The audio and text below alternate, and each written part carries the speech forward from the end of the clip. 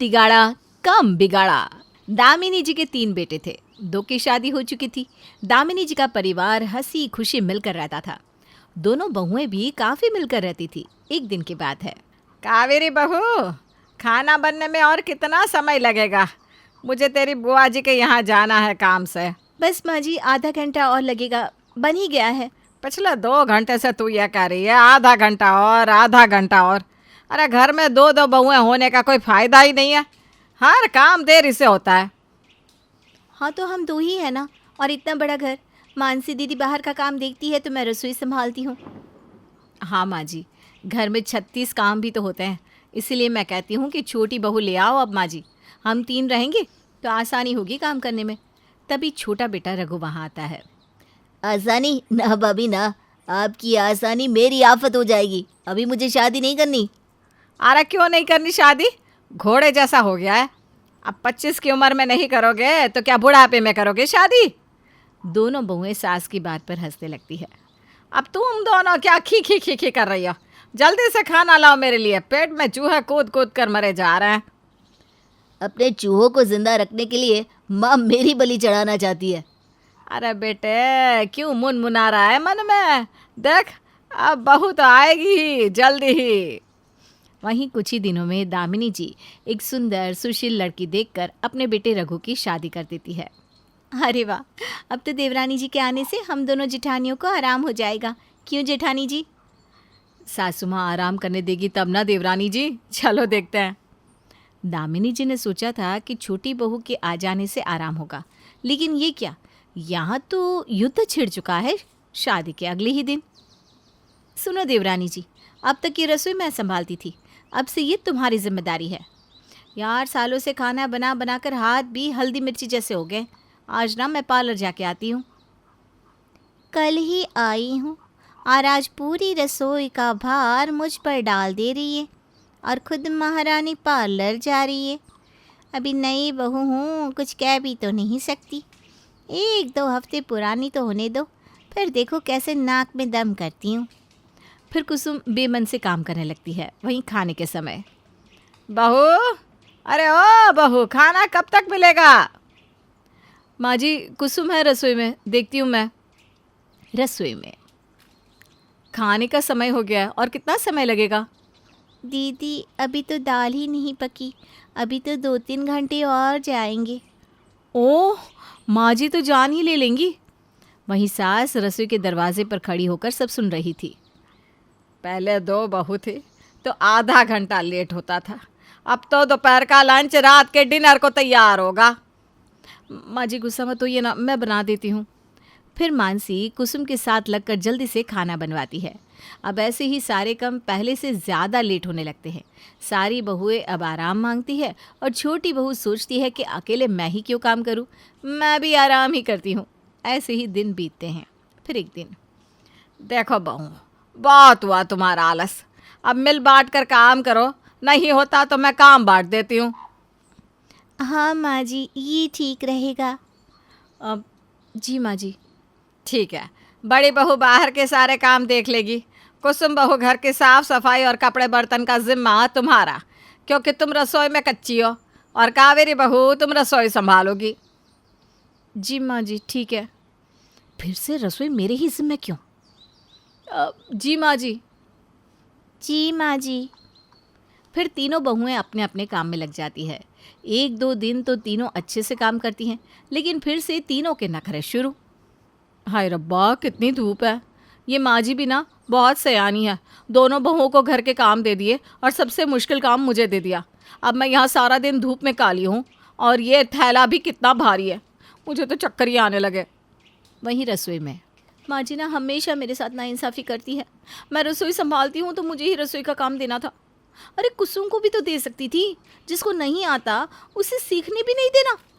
आसान आसान काम दोनों देवरानी जिठानी को बांट दिया, सबसे मुश्किल काम मुझे दे दिया। वहीं छोटी बहू भी काम करते करते इसी तरह बड़बड़ा रही थी। हाय मैया रे, मेरी तो कमर ही टूट गई। ये कपड़ा बर्तन झाड़ू पोछा करते हुए मैं नहीं हूँ तो मुझे आजमाने के लिए माँ जी ने सारा भार मुझ पे ही डाल दिया। दोनों जेठानियों को तो बस एक एक काम दे दिया और मुझे इतना सारा। अभी कपड़ों को छत पर से लाके प्रेस करके भी रखना है। बस जल्दी से पोछा लगा लूँ फिर करती हूँ। अब यहाँ फंस गई हूँ, क्या कर सकती हूँ। तभी धूप से तिलमिलाए हुए जिठानी थैला लेकर घर में आती है और ये भी नहीं देखती कि कुसुम पोछा लगा रही है। वहीं फर्श पर जिठानी के पैरों की छाप देखकर कुसुम तिलमिला जाती है। जेठानी जी, आंखें है या बटन? अरे आपका डेली का हो गया है ये तो। मैं काम करती रहती हूँ और आप बिगाड़ने आ जाती हो। मैंने अभी अभी पूरे घर में पोछा लगाया था, सूखने भी नहीं देती। कर दिया ना पूरा घर गंदा। अब कौन साफ करेगा इसे? तुम साफ करोगी, यही तो काम दिया है ना माँ जी ने तुम्हें। और ये तेवर ना मुझे मत दिखाओ तुम। बाहर का काम करके थकी हारी आई हूँ मैं। हाँ तो बाहर का काम करके आपने जग थोड़ी ना लूट लिया। एक काम है वो करने में भी आपको दिक्कत है। यहाँ मेरी तो कमर टूट गई। इतना आसान काम दिया है ना माँ जी ने, उसमें भी कमर टूटी जा रही है। जब 10 सामान लेने के लिए अलग अलग बाजार के चक्कर काटोगी ना धूप में, तब पता चलेगा हालत खराब होना किसे कहते हैं। तभी दोनों का झगड़ा सुन के कावेरी भी तिल मिलाकर वहाँ आती है। यहाँ तो सबको अपना अपना काम ही आसान लगता है, किसी को मेरी तो फिक्र ही नहीं है। 2 टाइम का खाना ही तो बनाती हो, और क्या काम है तुम्हें। सही बात है, ये तो मैं चुटकियों में कर लूँ। देखा था वो तो पहले ही दिन दोपहर का खाना रात को दिया था तुमने। ये बड़ी चुटकियों में करने वाली। बस फिर क्या, तीनों देवरानी जेठानी का झगड़ा और भी बढ़ जाता है। अरे चुप हो जाओ तीनों, कब से भेड़ बकरी की तरह लड़े जा रही हो। जिसको जो काम दिया है करो, और मुझे अब कोई शिकायत नहीं चाहिए।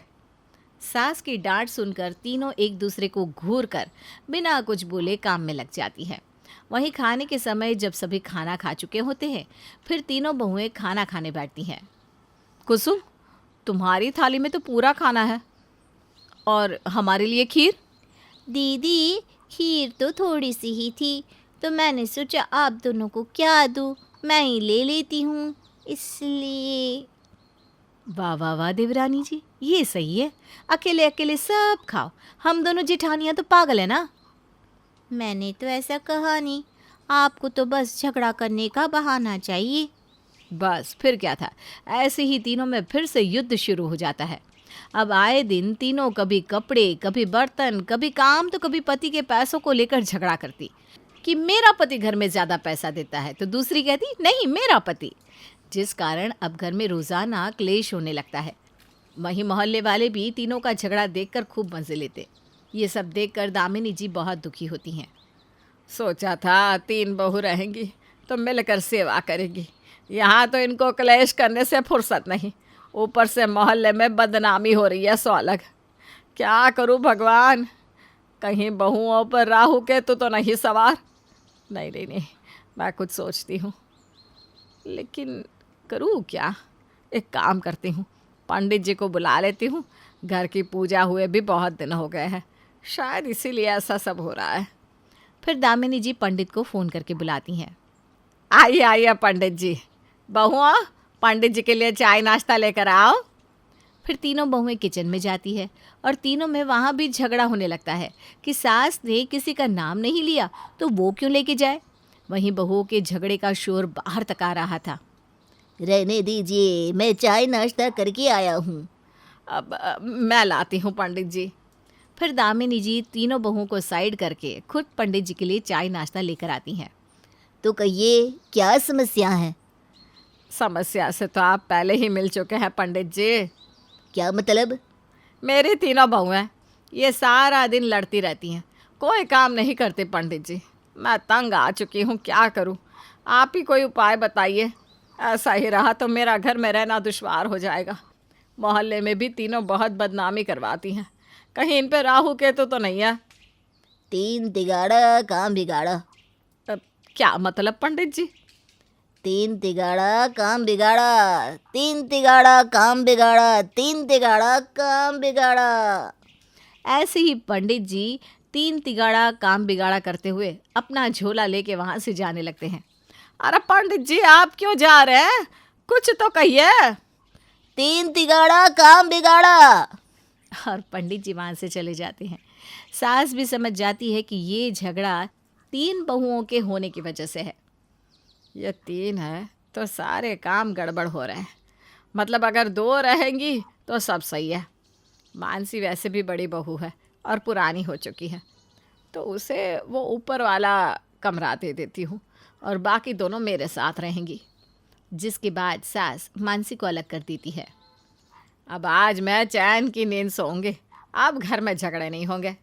लेकिन ये क्या, आधी रात में सास को तीनों के लड़ने की आवाज़ आती है। कावेरी दीदी, पक्का जिठानी जी ने माँ को कोई घुट्टी पिलाई है, तभी तो माँ जी ने इन्हें अलग कर दिया और अकेले अब ऊपर वाले फ्लोर पर जाकर राज कर रही है। इतने दिनों से खाना बना बना कर खिला रही हूँ सबको, और जब राज भोगने का समय आया तो सारा राजपाट इन्हें। ये ठीक नहीं है। मुझे मत सुनाओ, मैंने माँ जी को नहीं कहा अलग करने को, समझी ना। अब जाओ यहाँ से, मुझे सोने दो। अब यहाँ दिखाई मत देना, लड़ाकू कहीं की। फिर बाकी दोनों बहुएं सास से लड़ने लगती है। ये देखकर सास अब और भी ज़्यादा परेशान हो जाती है और फिर बाकी की 2 बहुओं को भी ऊपर के 2 फ्लोर दे देती है। जिसके बाद घर में शांति हो जाती है और तीनों बहुएं अपने अपने घर में मज़े से रहने लगती है। और फिर तीनों पंडित जी के पास जाकर कहती हैं, पंडित जी, ये लीजिए आपके पैसे। अच्छी एक्टिंग की है आपने माँ जी के सामने, शुक्रिया।